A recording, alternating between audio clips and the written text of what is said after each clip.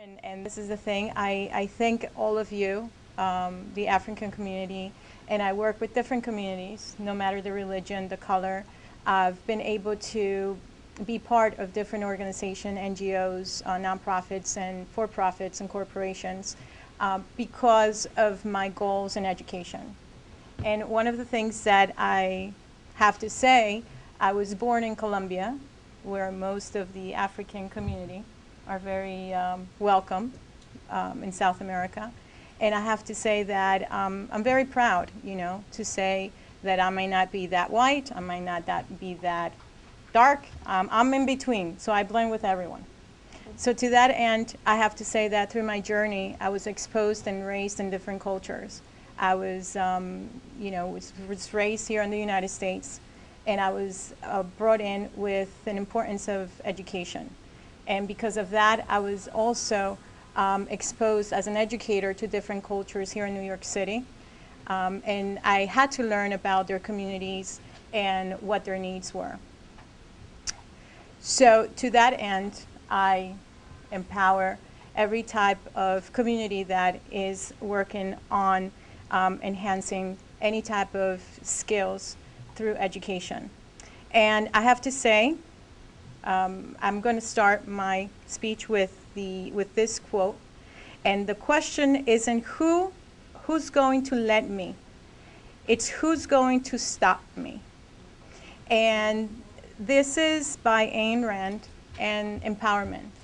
I empower every type of community, the youth, women, men, adults, senior citizens, kids, because we come from different cultures here in New York City, and we think that because we come from other countries, we don't have the power, we don't have the voice, and we're not able to compete because we have a language limitation.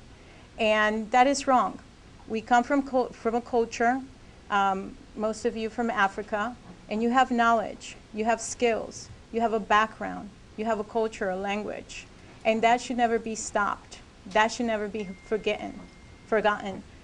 Because once students understand the importance of their culture, they're going to embrace it, and they're going to move forward, and they're going to know that no matter what challenge they go through, they have that education that they got from home. And the parents are the main key. And my journey of education has been to empower parents to understand the importance that it is to help their children one-to-one in their home, no matter of their background, no matter of their social status, legal status, or their race, that education should never be limited to anyone, women, kids, cultures, countries. Everyone should have the power, the knowledge, and the ability and possibilities to learn. I've volunteered through my years in different organizations. I've been in orphanages. I've trained people that actually worked at orphanages to help them develop language skills to children. I worked with deaf and blind institutes. I've worked with communities that do not speak English and are here in the United States, in New York City, and Illinois, and in South America. So one of the main concerns and main focus in education is to be able to communicate. And I'm very thankful for my parents, especially for bringing me up in different environments, speaking Spanish, English, understanding French, understanding that every community has their symbol, and to respect that. So for that, I have to say that I'm honored to be here, and I thank you, Malcolm, for giving me this opportunity to reach out to the African community. And not only that, but through the different programs that I've developed through my journey in education, I hope that I have impacted some individuals. I've actually worked with creating a program called Career Success, which is a program for students that are about to graduate from college, and give them the exposure to go to different industries to understand their abilities and to learn about themselves and what they can bring into the society. And one of my students is here, to volunteer, Waldy, and she's also from an African background.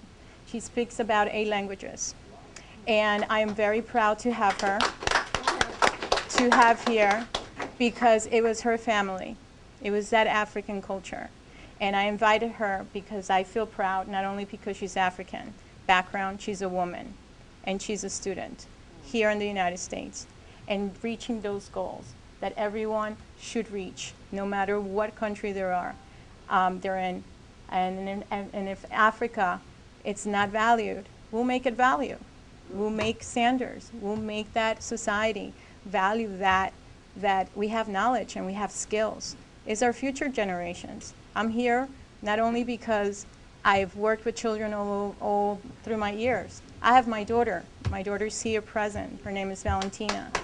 And that has motivated even more, what I do, empowering women. And she has to follow the lead for those future generations. And to that end, I've been invited to the UN as well for the work that I've done with the youth on September 21st to celebrate the International Day of Peace.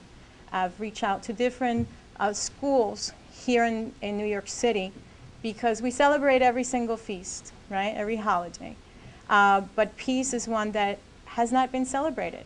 I've been an educator for many years, and I never see that we celebrate the 21st of September until I came across the UN and the resolution. And now I've reached out to about more than 10 schools around the city of New York, elementary schools, and we're doing the countdown.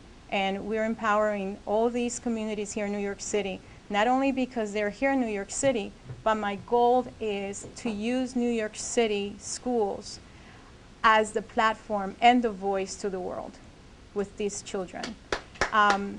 Thank you. And I think that the only way I can do it is with all of your support and to collaborate, because our society is somewhere, I have no idea. But I was raised in a way that I was to respect my elders, to communicate properly, to respect what was learned, and to guide whoever I needed to be around. And I don't see that anymore. I don't see that as I used to see it. And we're losing values. We're losing connection. And I'm hoping that with many leaders that I can get in touch with and that I can connect, we can actually reach out to different communities just like I'm doing here and continue this journey. Because, not because I have a daughter, but I've been doing this since I was in high school. Very young. I look very young, thank you, but I have my years. It's like I'm old, I'm 18, but I have 22 years of experience, okay? And thank you. So because of that, I see now, I've turned 40, and oh my goodness, what I've done, I need to make these next 40 years more impacted ones for the future generation. So my information is right in the back. If you feel free to take a card and reach out to me. I'm sure we're going to be in contact, and I'm more than happy to collaborate. And Educademy has brought some books to donate as a gift to this event. And I'm hoping to raise more money to help those that need to actually work with education. So if there is an organization here that we're supporting, please do so, because I will be collaborating with them as much as I can to make sure that we can make this possible. Thank you. Thank you so much.